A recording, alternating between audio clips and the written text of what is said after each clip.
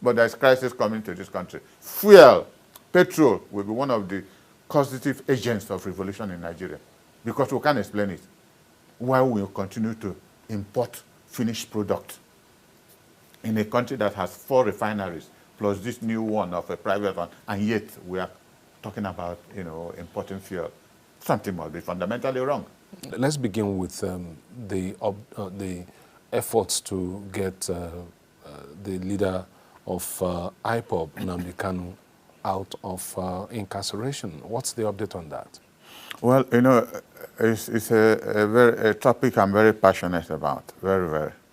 I had seen him in the DSS cell 2 times, and each time it was a very emotional moment for both of us. I've been with him in the court premises, about 2 or 3 times, and I've spoken there. We had a joint press conference on one occasion. I don't know why. I think it's something you can summarize as hate, and you can't find a reason for the hate other than making reference back to Muhammad Buhari's period, who organized and arrested him in Kenya. He must have a special reason why he did what he did, because other people had the same problem. There's a young man who was also arrested in Benin Republic or so, and later came back here after Buhari left office. But if Boko Haram people, bandits who regularly kill people in this country, are being given amnesty by the government of the Federal Republic of Nigeria, and in some cases rehabilitate them, why hold Nnamdi Kanu, who had publicly assured government, if you let me go, I will help you increase security in the southeast and any other part you might require my services? They would have taken a risk on that. But as we speak, they are still granting amnesty to Boko Haram people who kill hundreds of people on a regular basis. Why hold him? Do you remember when last you heard of somebody dying in the southeast because of Nnamdi Kanu? That's a long time ago. And people were doing it, as a way of making money, using his name. And he said that severally. On one occasion, he told me to speak on his behalf, and on this platform, I said so. So a government alone can explain, especially for somebody like President Bola Ahmed Tinubu, who himself was a revolutionary in some sense. He understands what freedom means. He understands what democracy means, because he fought for it. I don't know where he's coming from now. It's difficult to explain where he's coming from, honestly. All right, Chief, let's go to the End Bad Governance protest that just, happened recently. And we understand the Southeast didn't join in this protest. Is it true that the Southeast observed sit at home and preferred that to join in the protest? And I'm asking this because even the release of Nnamdi Kanu was one of the demands of the protesters, but the Southeasterners just chose not to join that protest. Why? Well, before I get to answering that, sometimes it's good to look at the antecedents of people in government. And I put my mind back to 1960 from America, from JFK to Johnson to Nixon to Ford to the Peanut president to Reagan, to Bush Sr., to Clinton, to Bush Jr., to Obama, and then down to Trump, then Biden now. None of them has been it's either you're a senator or a governor. At least I made back to 1960. This is the first time in this country and in the world that you see people coming to power. He was a legislator. Our president, Ahmed Tinubu, was a senator of the Federal Republic and 8 years governor of Lagos State. His vice presidential candidate was a senator of the Federal Republic and 8 years governor of Borno State. His wife, the first lady of this country, was a senator of the Federal Republic. The chief of staff of this government was Speaker of the Federal House of Representatives. So they come with superlative, attributes of legislative and executive reference. And in fact, you can also extend it to the fact that they have also captured the judiciary. So what is their problem? It is difficult to explain what their problem is because people are demonstrating. Is it that people are not hungry? I'm hungry. When I declared myself hungry, hitherto when I go to my town with X amount of money, apart from, buying kola nuts and drinks for people who visit me, I now go with sufficient amount of money because people who were not asking me for help were not asking for help. And I regard my community as, you can't count 5 towns in this country without counting my town, where we had a good, successful middle class. But there is so much problem. If there could be so much problem at Nnewi, then many other towns must be in trouble. So why they should have ordinarily set up a committee to identify why did these young men protest? What were they protesting? And they itemized their reasons. And we could see the government making every serious effort to infiltrate them. You tear gas to your citizens. You kill them because they protested. Is that leadership? For a man who led protests in this country against a government, a democratically elected government, and you're doing exactly the same. Sometimes I doubt if there is hope. I'm not one of those who spread, malignant pessimism against Nigeria, no. I believe there is hope for the future, but what I'm seeing now does not offer hope for the future. And to my question. Sorry? As to why the Southeast didn't join but observed well, at home. Why should you think the South issues? That we're already an occupied territory. If we had raised that is why they won or fight against terrorism in Northeast and Northwest. It's not working because more than 20% of the Nigerian armed forces are in the Southeast. Every inch of the ground is occupied. You cannot run more than 20, 30 kilometers anywhere in the Southeast without 2 or 3 checkpoints. Army, police, Air Force, and if you go further down, then the Navy joins them. And I personally advise, I have a network, say, don't you dare. Because what happened in 1973 as I was leaving the University of Nigeria, Nsukka, that was the second graduation after the Civil War. They introduced this National Youth Service Corps. I was the first set of National Youth Service Corps. And the whole university said, we'll burn down the university. Why am I that? They are now doing it to increase the years of suffering of the Igbos. 32.5 years of the war was not enough. They now want to add us extra year. And a military officer, who incidentally was not Igbo, a Northerner, called me and said, 1 year, if that is the sacrifice your people will make for the stability of Igbo land, you can afford to do it. Don't allow any blood to be shed here. And at the Freedom Square, I got up. Then Professor Linya was the vice chancellor. I got up and spoke to the students, and everybody walked away. And we went for youth service. Where are we today? Every other part of this country, they are doing youth service. But it was actually directed for a particular people. And we refused to bow. So I told people, if you don't have need to demonstrate, we're already where we are. There are Igbos across this country who joined the demonstration, and you saw them on television, on your network, speaking in Kaduna, in Lagos, Ibadan, every other place. But in Igbo land, I said no. Because when they open fire there, it will be disastrous. So I thank God that we didn't join, at least at home. But okay, we expressed interest and support outside Igbo land. Chief, the protest has held, and I think it was on Sunday morning after the protest. I think that was day 4 yeah, of the protest that the president came out to speak to the nation about the protests. How do you, I'm sure you listened to that speech. Yes. Well, I watched it live, and I watched the commentary of many people. I think it was Wole Soyinka who said it was rubbish. Yes, that's the word he used. And so many other people. Afani Fere condemned it in totality, giving it different reasoning about true federalism. That was not what the president was talking about. I would have expected somebody at that level where your citizens, under your own watch, let me not say under your authority. I don't know how they give authority to the police to act. Police will tell you they're acting in self-defense when they see that they are being attacked. But we also saw the police with vehicles, pro-government demonstrators coming to the stadium. We saw them being, your network showed them being given money, and they infiltrated and joined the regular, the honest protesters, and they started tear gassing them. So what I'm saying is that it's difficult to explain why the president on that speech would not have said, okay, you have demonstrated, you have protested, because protest is about, problems, unresolved grievances. That is what protest is all about. If I say that, oh, Kunle and Nkoli, what you're doing, I start protesting here. It's one man protest, but there's something I'm trying to emphasize for people to notice, to take notice of. You would have itemized, first is hunger. that they are hungry. Is he telling me that he lives in London and he doesn't know that his citizens are hungry? So I'm setting up a committee in the next 4 days to address this.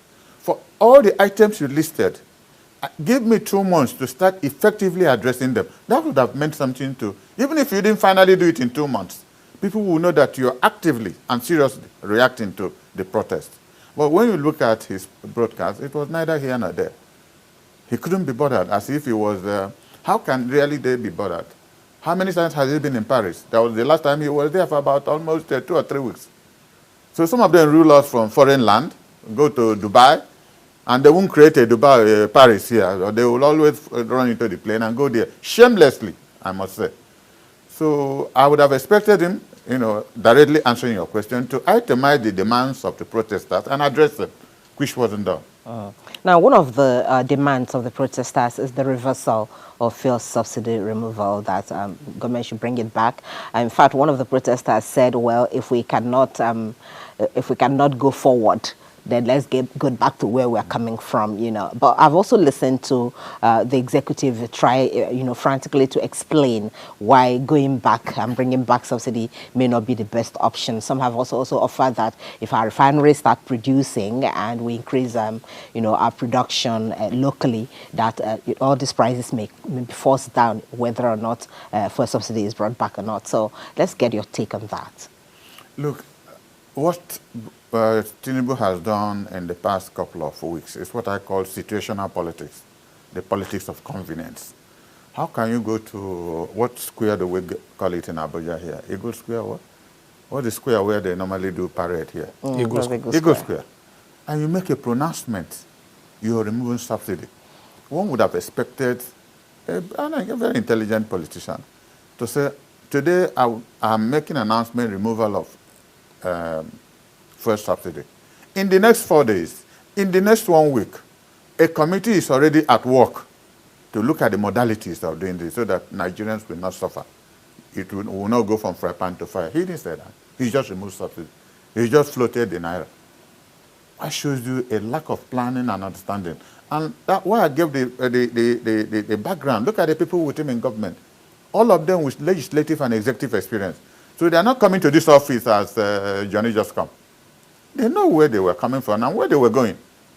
But when you look at their pronouncement, then you seriously don't have hope for my country in terms of leadership. It's a big pity. In other words, you're supporting, bringing the petrol subsidy back, or getting other, well, it depends on other things done to cushion the impact. I have never been in the oil business, but I have known many people who feed out of the oil business illegally, corruptively. Most of the corruption in this country is in oil. It is a way of life. Governments know it. Either those stealing at the wharf or on the high seas, it is effectively aided by government. Because if government wants to stop oil theft, they will do it. What are our navies doing? Are we at war anywhere? We have navy ships all over the place. And still people come and collect hundreds of barrels, thousands of barrels of oil and leave our shores. And they tell us story. Because it's serious money. They are talking of very serious money on a daily basis. So sometimes they will catch and, like in those days when you see police announce that they have caught some armed robbers. Then these are armed robbers they didn't know, that they didn't tell them where they were going. It was that bad with the Nigerian police in the 50s, in the 60s and 70s. Because the police is so active that wherever you go to steal, they will catch you. But the ones they know, they will pretend as if they didn't know what happened. Go and steal from a police barrack. 24 hours, they will catch you. Wherever those thieves come from, they will catch them. Okay, Chief, we're going to go on a break now, but we'll continue with this interview after we are done with Kakaki Social. So we ask you to just stay with us. We'll be back. So we'll take a break, and Rena Obozege will be here. Of course, Chief Netizen of Kakaki, I call her. She will be here in a moment to tell you the goings-on the streets of the social media. Still watching Kakaki, the African Voice, and leaving off from the Kakaki Social, we'll come back to conclude our conversation with Chief Dan Ulasi, former chairman of the People's Democratic Party in Anambra State, and of course a political analyst and commentator who's joined us to look at the state of the nation this morning.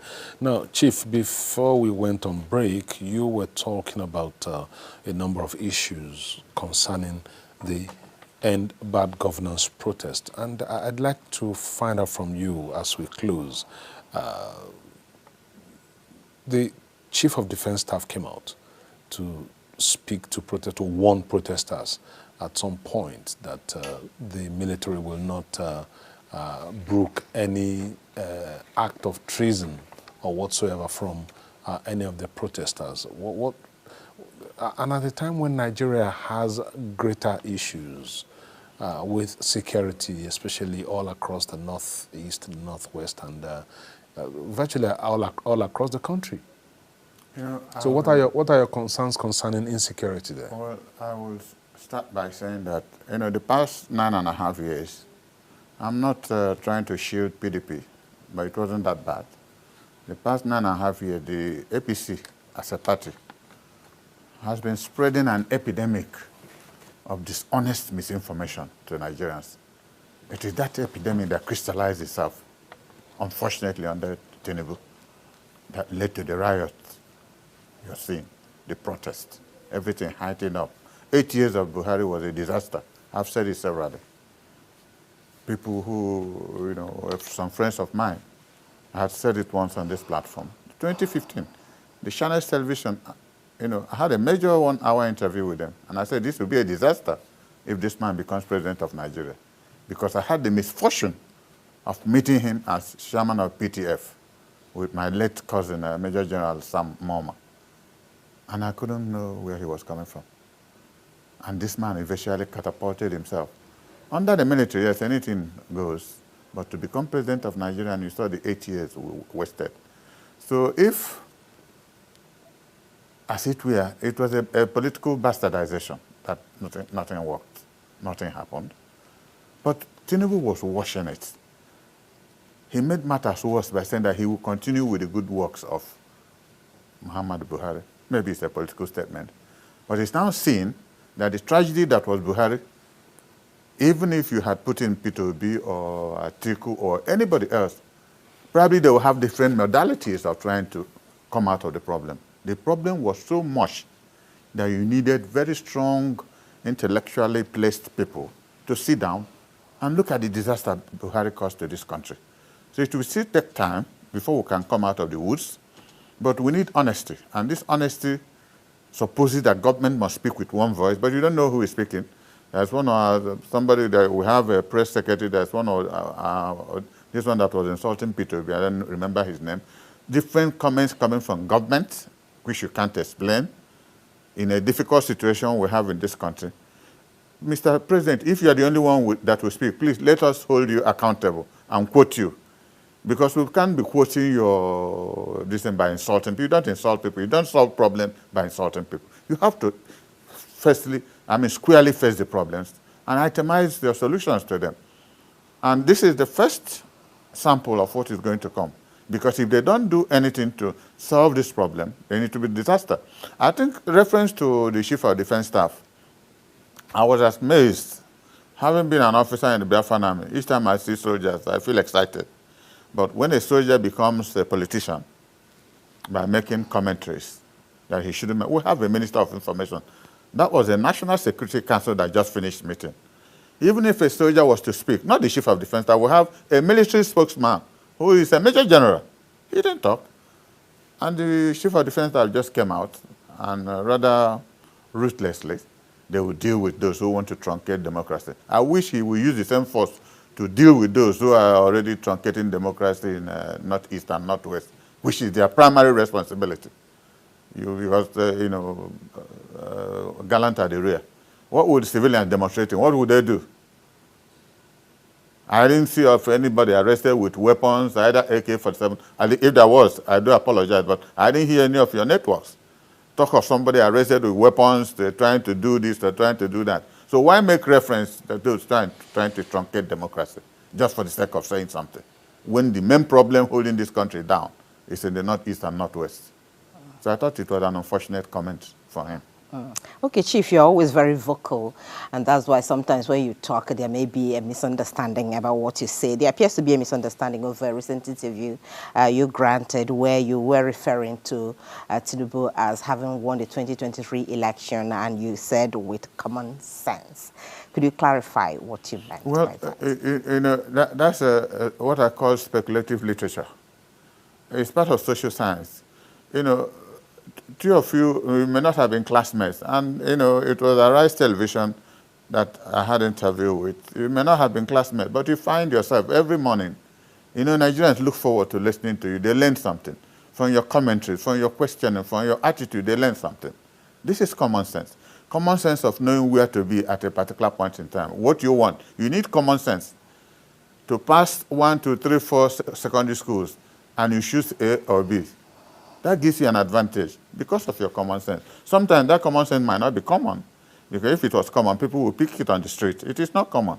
But it is that common sense that energizes you to think properly and apply that knowledge into your future. That's what I was trying to explain. That you don't look at Buhari out of 200, Tinubu out of 270 million people, and he suddenly, it wasn't a coincidence, it wasn't whatever that he became president of Nigeria. He planned it.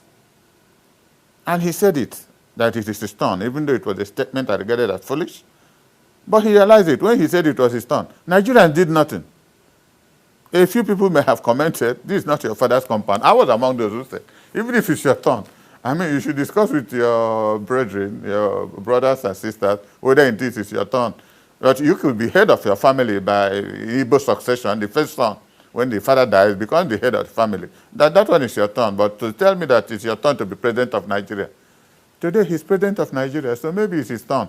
So when it's nearing 2027, I'll probably have an interview to say also it is my turn. And hope people can help me raise funds.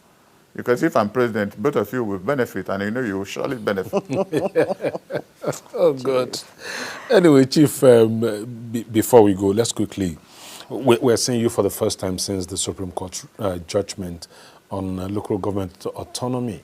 What are your thoughts on that? Have you had a chance to look at that it's difficult judgment? to know if the Supreme Court is now a legislative body. Because I know the Constitution of Nigeria talks about a joint state and local government account where money should be paid in. If I'm wrong, please correct me.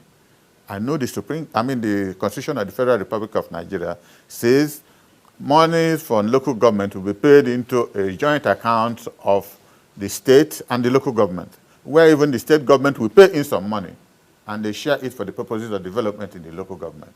So what was the Supreme Court trying to do? Create or explain, because their job is to explain the Constitution of the Federal Republic, if there is conflict. Interpret. To interpret it, as it were. So was there any conflict that they were trying to interpret?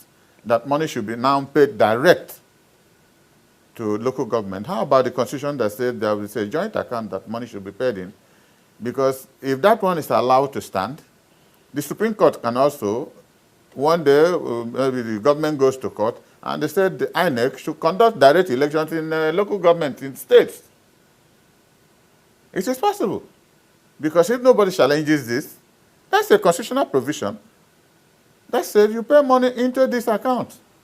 And the Supreme Court says, no, now you pay direct to local government. Exciting as good as it is, but that's not the constitutional process. That's a process to have changed that, and it's not the responsibility of the Supreme Court to do that. But the Constitution also recognizes the local government as the third tier of government. Yes.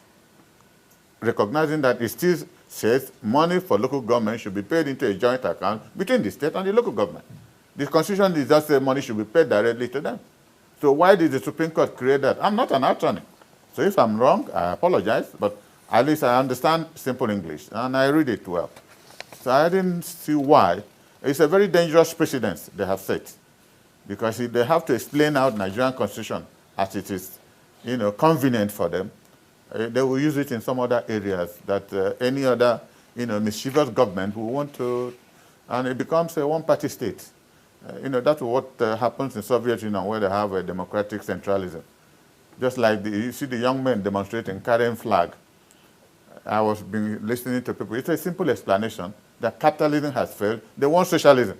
They believe the socialist system in the East, Russia, China, and all the rest of them, that people have free food, free accommodation. That is what the Russian flag was indicating, that Russia has nothing to do with it. It's just the nature of the government there that, people go hungry in the West. They don't go hungry in the East. True or false, but that is the belief we have about socialism. So those carry, especially in Kanu and Kaduna, carrying flags of Russian flags, it's just giving us an indication there's an alternative to the system we're operating now. And that system is better to them. It's untested in this country, but true or false, they have a reason. And you don't challenge somebody's personal views. Okay, well, we're going in just a minute or two, but let me ask you what you think the government should do now to address the demands of the protesters, at least to ensure there's no other protests regarding bad governance in the country, from your own perspective. You see, when you combine what I call, bad political participation or bad political thinking, you combine it with an unyielding wave of arrogance, it leads to political blindness. You are wrong, and you know you are wrong. You're trying to justify it. There's nothing else God's government can do if sincerely they love this country. They love the people of this country. If for the president to now go back, sit down and look at all the demands of Nigerian people, including me, and set out committees, announce committees. They haven't done it yet. Announce committees outside the Federal Executive Council that will address this problem and give them time lag. That's the only solution. There's no other magic. And then Nigerians will say, oh, he is seriously now addressing the reasons why people protested in the first place, so that we'll avoid this unnecessary killing, unnecessary tear gassing of people. That's unfortunate. The CNG buses are already being rolled out, the hybrid buses. Isn't that? I said the government has already released about 100, right? No, 30 actually. 30 CNG buses already, hybrid Well, I haven't seen, I live in Enugu, I haven't seen one. Oh, that's in Abuja for a start. Okay, Abuja is not Nigeria. They were commissioned yesterday by the president. You see? And they have been making noise about it for the past 1 month. That about, there are hundreds, the news I heard even from your station, hundreds of it have been released to states. And I have taken time to go around, saw the government in Enugu. I haven't seen one. Because if a government should do something like that, in a day, you make sure, even if you're sending one, make sure you send one to the 36 states, so that you get to any capital city, you see one of such buses or whatever they are. But, to anticipate without any reality, it's even more dangerous than not doing at all. Okay, Chief Dan Ulasi, before, yes, I remember now that I was trying to, some of the comments that we had on the newspaper review, I want to, since you're a member of the PDP, let me quickly ask you before we go. One of our reviewers did say that he wasn't sure that the PDP was still the vibrant party that it used to be, and he said that in reference to the goings-on in River State, wondering why the PDP would allow such goings-on to happen in a state of that has that level of importance to the PDP. How do you respond to that? Well, you see, I would not like to comment on my party publicly, especially in the situation we find ourselves. Every leadership has its own shortcomings, or what I may call shortcomings. They have their style and their modalities of functioning. So, the problem of Wike and River State have also come into PDP on the national level. So you don't even know who is directing the party, for whose interest the party is working. I just heard that my name was put into a National Reconciliation Committee. I was informed. Okay, at least I was informed beforehand. So maybe when I have another interview, if I attend the Reconciliation Committee, I will know what it's all about. It will be my interest. I joined PDP because of Alex Ekweme. I remained in one party. Most people in this country have moved. Look at all the people, somebody 8 years as PDP governor jumps into APC. From APC, they jump here. So you don't even have any factual reference on integrity. What does the person believe? You don't know what he believes. This is why I want to say it again. I have respect for people like Tinubu, and even he poorly performed Muhammadu Buhari. You knew he was in APC, and they remained there. I'm in PDP. I have not changed party. But that will not stop me if my party brings up a bad candidate. I'll support another candidate. That's an individual preference. But Chief, how do you think this impacts on internal party democracy? Because the bedrock of democracy actually is the political parties. Yes. Now, how does this impact on the parties Even in the generally? No, parties, it's not just the PDP now. There's free will. You have right to air your own view within the constitutional process of the party. It is not an anti-party activity. When the party makes it impossible for its members to express their view, that is when anti-party starts. Like you're in a primary. Some group of leaders must have decided that Kunle will be governor in Anambra State. And they don't give the others the opportunity to express their voting right. That is when problem begins. And it is the party that begins that kind of problem. So ordinarily, I don't think we have any problem other than style of leadership. So basically what you're saying is that the problem is with the practitioners, not with the parties. Not with the party. Nothing has changed in PDP. Nothing has changed. Even with all our problems, like I said earlier, we have 13 state governors. Recently, they were in Enugu for PDP governors meeting. I attended their dinner. And they were all very vibrant and happy, looking forward. Most of them were saying, "Oh, Gael, why don't you come in and see what we can do to push the party forward?" I said, well, I'm getting old. I'm not as young as you used to know me. Let's, encourage the younger ones to move forward and do something for the party. I don't believe that it has to be, that kind of a regeneration of one, every time it's one group of persons. No, there has to be other people to be able to help. But if they are interested, they can ask questions and they will be directed how better to do things for the overall interest of the party and the country. All right, Chief, since we're talking about really state of the nation, let's go to the oil sector. Even though I know that you're not an oil businessman, but the issue of refinery not working in the country seems to be one of the problems the country is having. Our own local refineries, we've been told severally that they will start operating. At the Port Harcourt refinery, in fact, we were told that before Yuletide, or was it after Yuletide, it will start working. And today, we're in August, almost the year coming to an end without that refinery working. And then we also have another local refinery. We're told that the government even has a stake in it, which is that owned by Dangote. And today we're also having issues about whether crude will be given to Dangote or not. I don't know what you think about it as a Nigerian citizen, and how it is impacting the lives of the people. I will only make one statement. The corruption headquarters of Nigeria is in the oil industry. And it's so unfortunate that in all cases, the presidents of this country at various levels, PDP or APC or whatever, have also been oil ministers. From the military till today, probably more than $1 billion must have been set aside for Port Harcourt refinery.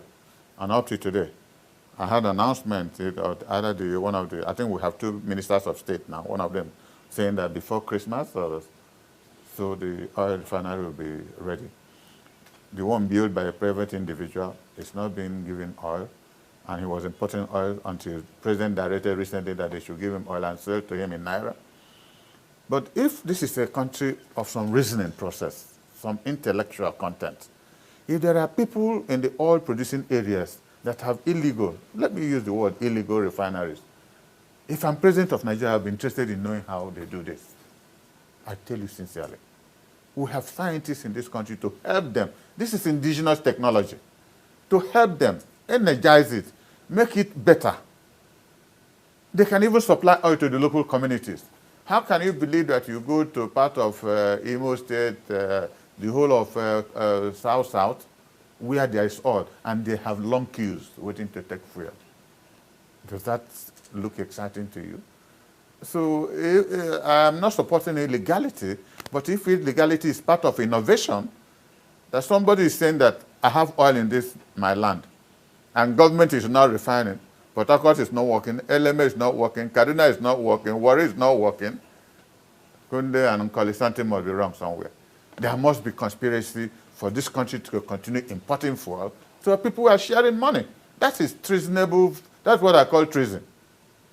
And this might even lead to serious, I don't want to use that word, but there's crisis coming to this country. Fuel, petrol will be one of the causative agents of revolution in Nigeria, because we can't explain it. while we continue to import finished product in a country that has 4 refineries, plus this new one of a private one, and yet we are talking about, importing fuel. Something must be fundamentally wrong. Okay, let's extend that into the other parts of the energy mix here. And you made a comment on the CNG buses that were released only yesterday. 20 or 30 of them were released yesterday and inaugurated by the president.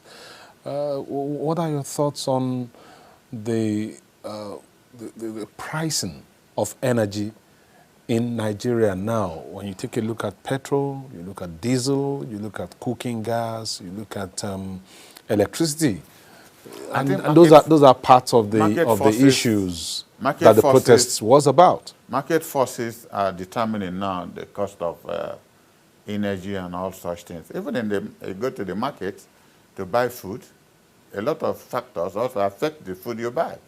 Because that person selling food, if it's a woman using motorcycle, she buys petrol at a high cost, carries her food, comes to the market, has to increase, put the cost of the fuel, everything that she has paid extra money. You have to pay for it when you're buying your gari or rice or whatever. So it has a multiplicity of effects that unknowingly there is no statistical evidence to lay it down that this is how this price is. And when they rise generally everywhere. We showed it's a vicious circle that government has to address. And it summarizes again what we said.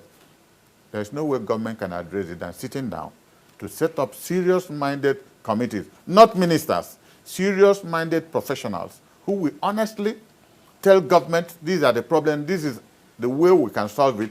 And if the president is willing and has the courage to implement such decisions, because one thing is to find out what the problem is, offer solutions, and nobody has courage to implement it.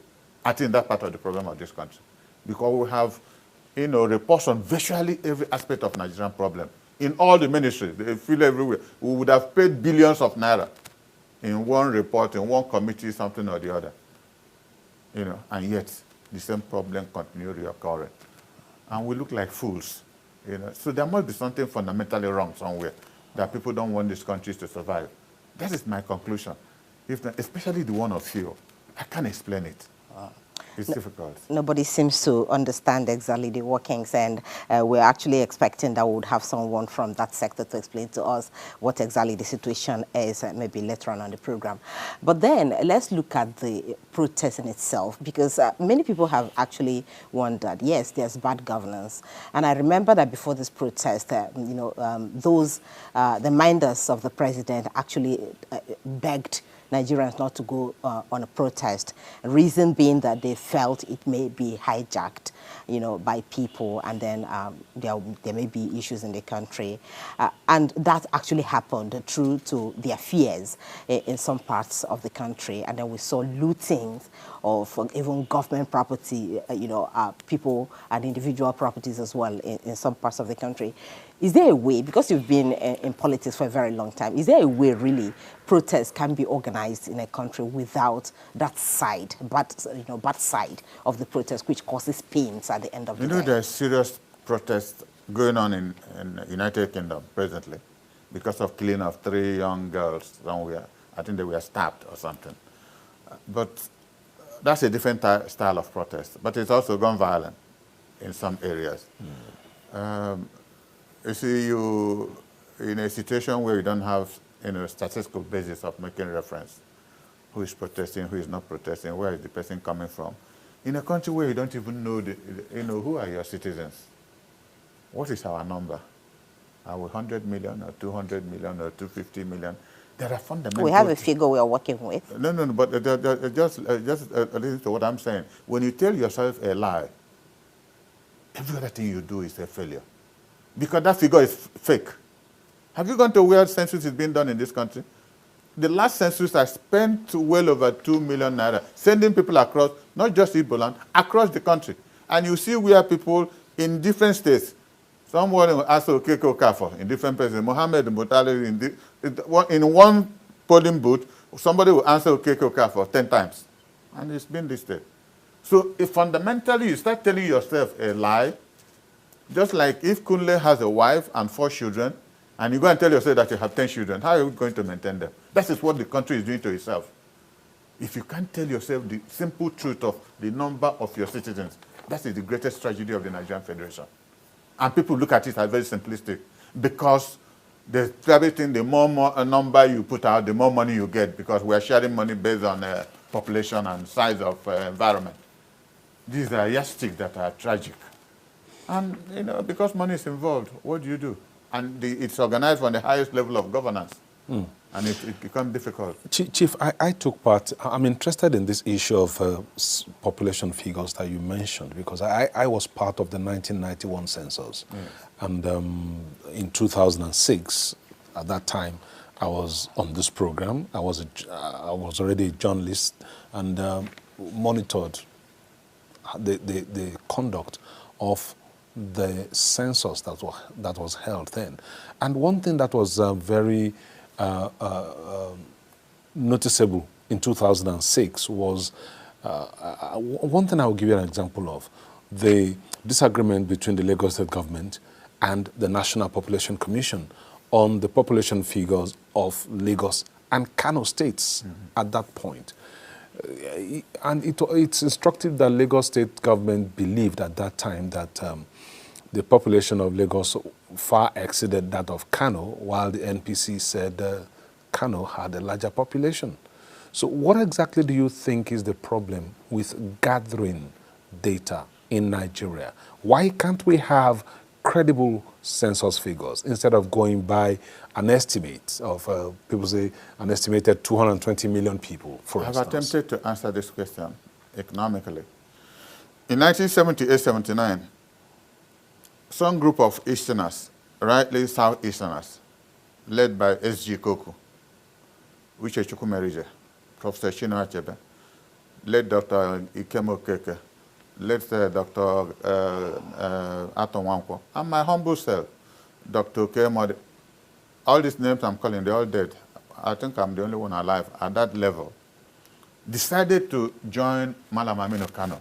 We analyzed the whole Nigerian political structure and believed. As the People's Democratic Party then? No. The People's Redemption Party. People's Redemption Party, sorry. And we believed that he was one of the old politicians that at least you have access to.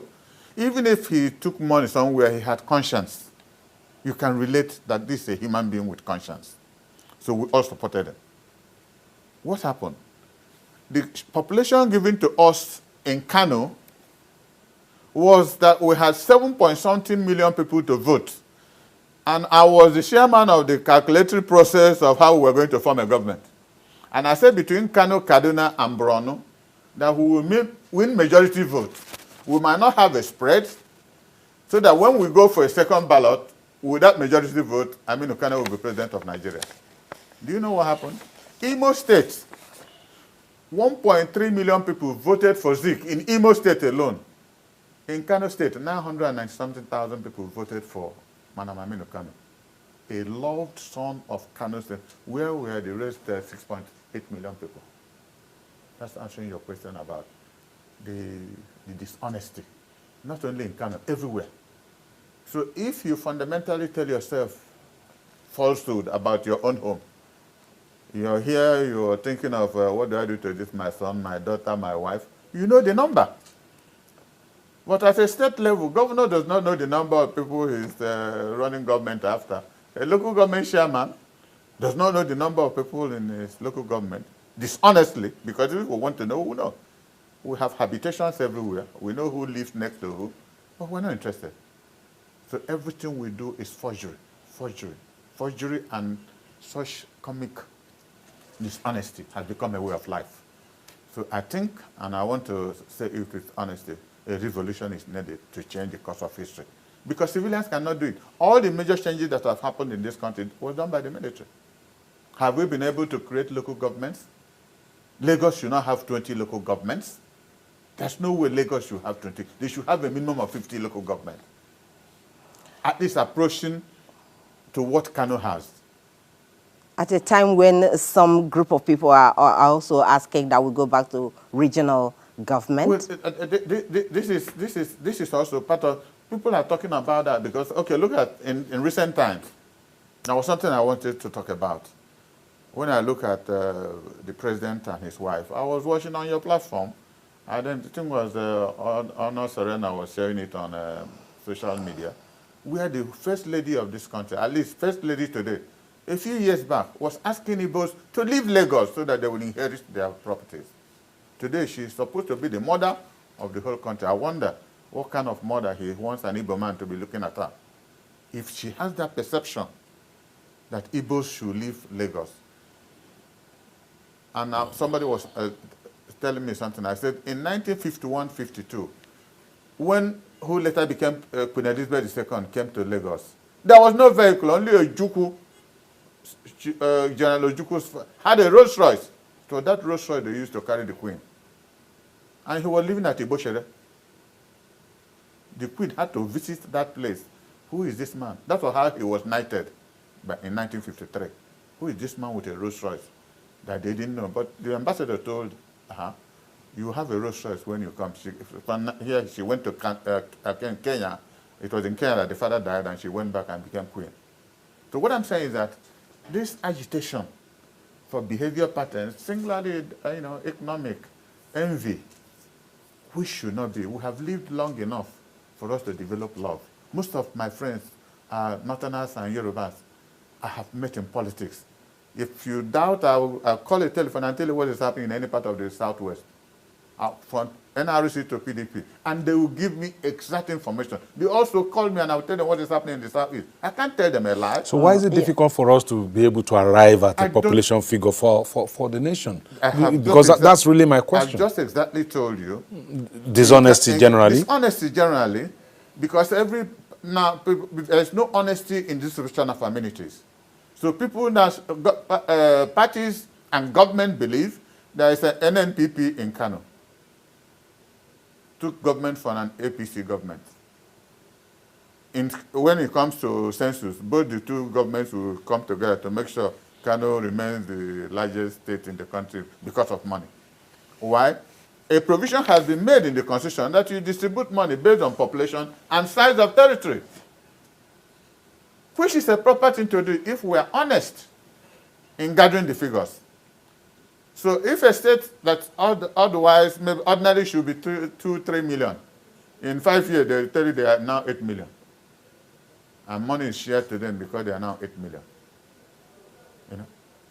So this inherent dishonesty has become genetic. And if something becomes genetic, it's difficult to cure. Because somebody succeeding you will want to do better than you did. How does he do better than you did? By telling more lies, doing more crime. Because these things are crimes. To say instead of 2 people, you have 10 people, it's a criminal offense. It is not proper. Okay, so still trying to, you may say it's generic, but we also believe they can be cured, when the right people, yes, are in power and want to do the right thing. So let's look at some of the suggestions that are coming. I asked at a time where people are talking about regional government, you're talking about creation of more states, which people have also said was part of the problem. The country has different states, different local governments. At the end of the day, everybody's running to Abuja without development in the regions. So that is one issue. Then the Patriots, the group called the Patriots also visited the president recently, and they are actually asking the president for 2 things: an executive bill to the National Assembly, which will talk about constituent assembly, and the whole idea is that Nigeria requires a brand new constitution. You've been in politics for a very long time. Do you think that is the way to go now? I don't think it's the way to go. The problem of Nigeria is not about constitution. If we implement 20% of what we presently have, this place will be like Dubai. Our problem is dishonesty, corruption. It's not the written word. Have we been able even to carry out the one that is written? The one that is written. So you write a new constitution, people will write it. Nigerians, the one we're operating now, Nigerians wrote it. It's not a white man. Even if they were organized by soldiers, are they not Nigerians? But tell me the one we are implementing. The problem of Nigeria is implementation, not in the document. Because people must find a way to sidetrack what is right to their convenience. And comes back to what I told you about, situational politics, the politics of convenience. This is good for my people, this one is not. That's why we need leadership with some strategic intelligence. If we don't have leadership with strategic intelligence, then we can't make it. There has to be standards. This is a country where standard doesn't mean anything. It doesn't mean anything that this is good. My friend, what you have just done, I give you a job and you didn't do it well, I should have the courage to tell you, Kunle, this is bad. But in 80% of cases, governors surround people around themselves that wake up in the morning, all they're telling him is that you are wonderful. Everything you're doing is wonderful. The day he falls out of it, those people will be the first to condemn him. This is why we have failure all over the place. Okay. So it is fundamental that we have to change attitude. It's attitudinal. And attitudinal also is genetic. We can consciously begin by talking to people, as we are discussing now. People are listening. People call me.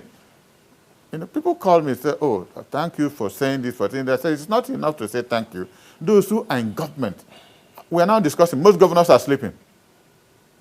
As we are speaking now, 80% of governors in this country are still sleeping. If you ask them, they say, oh, they close down by 4 o'clock in the morning. Why should you close down by 4 o'clock in the morning? You must have a time lag of what you do. And in PDP in those days, I used to insist, you don't run a government beyond 12 midnight. Nothing will spoil the next day. So that you have a rest, be a human being, wake up at least 7 o'clock or 6:30 in the morning, prepare for the next day. How can a human being be working till 4 a.m.? What are they working? Sharing money. Sharing money, because there's nothing meaningful you will tell me that they are thinking about for the interest of this country. That's what up to today. 774 local governments. Kunle and Unkali, water is not running anywhere. Don't you think the time is coming for revolution? And you want more created. So that's the question. And they want more created. 36 states, water is not running in for 2 hours in most of the state capitals. How about the federal capital? All right, Chief, you mentioned something that caught my attention in closing. You said political convenience. You said politics of convenience is what people are playing now. Situational politics. Yes, and if I remember correctly, I think I first met you in 2003, and you were chairman of the PDP in Anambra State. Then you've seen the People's Democratic Party at its finest hour, and of course at various levels of development when the party is not doing as well as it ought to do, as many people have commented over time. And I'd like to ask you to do something as a party elder. What advice would you give to the party leadership at this point? Because the party seems to be at some level, some crossroad right now. You know, there's one important thing in leadership. Leadership is not about speech making or attributes. It's about delivering results. And if you don't have courage, like you mentioned in 2003, you know, I was chairman of PDP in Anambra. And this station, even though my late friend was your chairman then, I had 5 different press conferences against the presidency of Olusegun Obasanjo on their attempt to kidnap Ngige. But you see, Obasanjo is a different type of Nigerian that people didn't know how we became very close later. Every day he sees me on television, as it were, insulting him, not really insulting him, but telling him the bad things he's doing. He cannot organize people to go and kidnap a state governor for whatever reason, because he wanted to change, he wanted something. And I made serious arguments. And one day I came into Abuja. My brothers working with him told him I was in town, and he sent somebody to come and collect me. And they thought I would run away. I know I came. And for nearly 45 minutes, my first visit, he was looking at me, and I was looking at him. He said, "Okay, don't you think my face is familiar to you?" He said, "Me? Because you have been insulting me?" I said, "No. I have eaten with you." He said, "Me?" I said, "Yes." I said, "Okay, in 1970, myself and Colonel Kanu surrendered under you. I have just been promoted major in Biafra Army. So all majors and above were sent to Port Harcourt for clearance. All right. And you were the chairman of the clearing, and Danjuma was your secretary. So, and you were offering me to be given lieutenant in Nigerian Army. And I said the minimum I will accept is a captain." Chief.